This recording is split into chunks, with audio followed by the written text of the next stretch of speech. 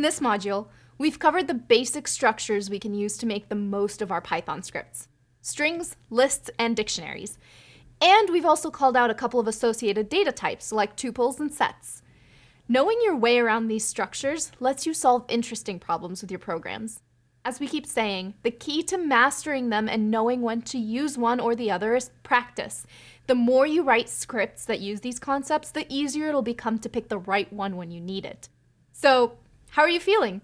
We just learned a lot of new concepts and it's totally normal to feel a little overwhelmed.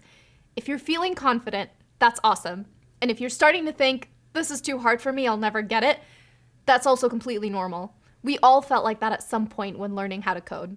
First off, you will get this. Second, if you're feeling a little iffy on any of the content we've covered so far, now is the time to rewatch the videos.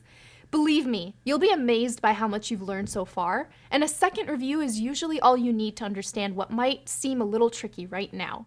Jobs in IT require problem solving and perseverance. You wouldn't be here right now if you didn't have the grit to learn how to script. So stick with it. I promise you that it'll only get easier and easier. To wrap up, we've got a graded assessment to help you put all your new knowledge to the test. Take it once you feel ready to. Take your time. And remember, you've got this.